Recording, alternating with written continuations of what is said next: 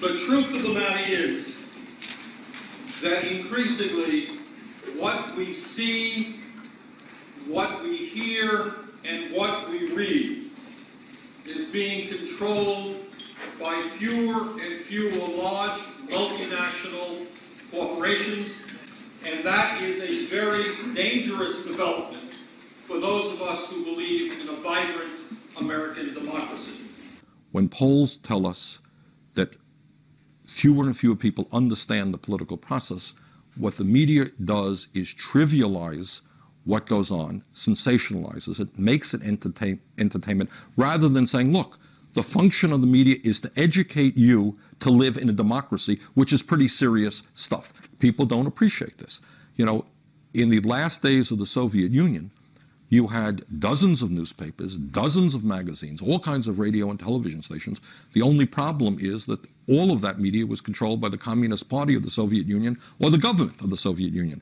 We are moving in that direction. In terms of the political process, you ask yourselves, what are the most important issues facing our country? Why is it? Simple question. With all of the growth in technology, with all of the wonderful globalization and free trade, all of that stuff, all of the increases in education, why does the average American today work longer hours for low wages than was the case 25 years ago?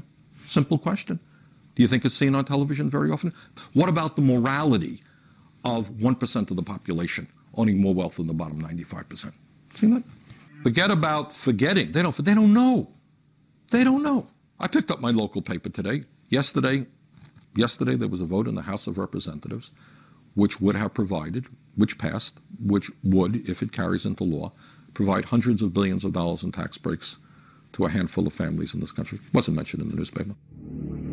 The repeal of the estate tax, half of the benefits of that repeal will go to the richest 1/10 of 1% of the population. All of the benefits will go to the wealthiest 2% of the families in America. You got that? 98% of the families do not pay one nickel in estate tax. I walked down the street a couple of months ago. Guy goes up and he says, Bernie, I'm really angry at you. You know, why are you angry? I've got $20,000 in the bank and I want to leave my money to my kids, and why are you stopping me from doing that? $20,000. This guy's not going to pay one penny in estate tax. People don't know that. So what they do is they poll. They got very good pollsters, and you play off the general ignorance of the population. People don't know much. Death tax sounds pretty good. Everybody who dies, you got to pay a huge tax to the federal government. Not true. If a member of Congress gets an appropriation for $58,000 in order to put some funding into a house or something, or into something in his community, it's liable to make the front pages. Congressman Jones gets pork, $58,000 for this stupid project. Headlines. But when you spend hundreds of billions of dollars, it is more likely that the hundreds of billions will not be covered than the 58,000. You have reached the stage in American politics, and I'm not kidding you, where the issue is not a debate over ideas. You have a point of view, I have a point of view. Who should that person support? That's what democracy is about. The issue is whether ideas at all matter. You look like a nice fellow. Nice wife. You have any kids?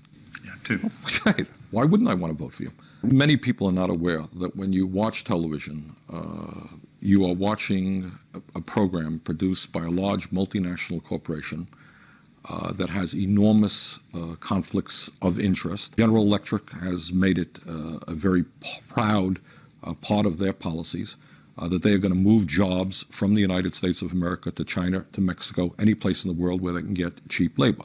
This suggests, obviously, that General Electric is deeply concerned about our trade policies. Over the years, General Electric has done its best not to pay taxes, or to pay as little as they can in taxes, taking advantage of all kinds of corporate welfare tax loopholes. Suggests very strongly that General Electric has an interest in tax policy. General Electric is a major polluter. Therefore, they're concerned about weakening environmental policies. It's not obviously just General Electric. It's the same thing with CBS or ABC. The conflicts of interest are enormous, and the result is that certain issues are talked about, certain issues are not talked about.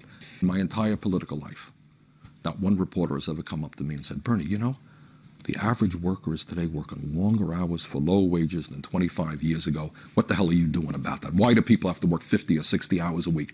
Never been asked to me. Why not? Because those are questions that the reporters are not allowed to think about. You are, in a sense, people say, well, do you think, Bernie, that there's a conspiracy, that Jack Welch is on the phone to every reporter for NBC telling them what to ask? Of course not. But what goes on, there's a framework of thought that you are allowed to have. And it goes from here, it goes to there. Rupert Murdoch. You all know Rupert? That's right. Rupert is one of the smartest and most dangerous people in this country. Murdoch is a brilliant man who, what he has done and has had a tremendous influence in the worst possible way on culture and on media in the United States and throughout the world. And what he does it in England and he does it in the United States.